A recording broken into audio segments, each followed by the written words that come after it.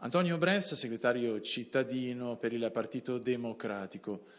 Bressa, che cosa sta accadendo internamente in Casa Dem? Sembra che il Veneto sia stato un pochino ciò che poi è diventato l'effetto domino per l'Italia.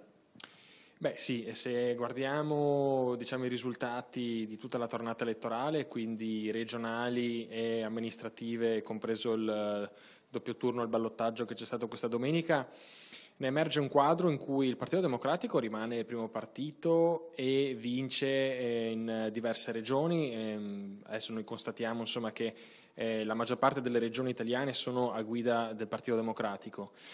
Constatiamo però anche che i risultati maggiormente negativi vengono quasi tutti dal Veneto, purtroppo. E quindi si apre una riflessione, come è giusto che sia in un partito serio, su quale sia il modo di organizzarsi e anche di avanzare una proposta politica, visto che in questa occasione non abbiamo intercettato quel consenso che speravamo di intercettare. Sembra che Renzi scarichi Casson, quindi parliamo di Venezia, strizzando sembra quasi l'occhietto a Brugnaro, è così? Beh, il primo che ha strizzato l'occhio, a dir la verità, è stato proprio Brugnaro, che in campagna elettorale ha detto come Renzi fosse proprio il suo modello di sindaco.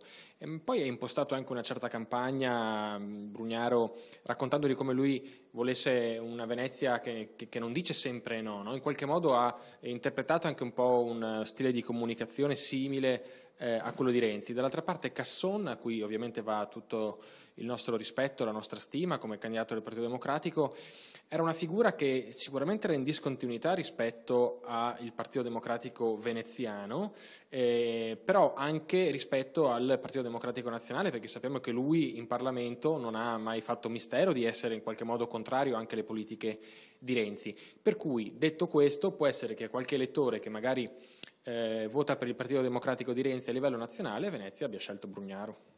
Il Movimento 5 Stelle attacca il Partito Democratico dicendo che se candidate sindaci impresentabili è logico che l'elettorato fa un passo indietro.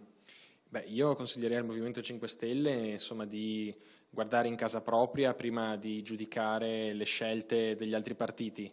C'è una sottile differenza tra le scelte che fa il Partito Democratico e quelle che fanno il Movimento 5 Stelle. Noi non ci rivolgiamo a qualche centinaia di utenti di Internet, ma preferiamo aprire i seggi delle primarie a migliaia di persone che ci danno delle indicazioni rispetto ai candidati da mettere in pista. Dopodiché è un sistema che ovviamente è perfettibile, soprattutto nella misura in cui il partito è ancora forte nella sua struttura, anche ereditata dalle tradizioni del passato.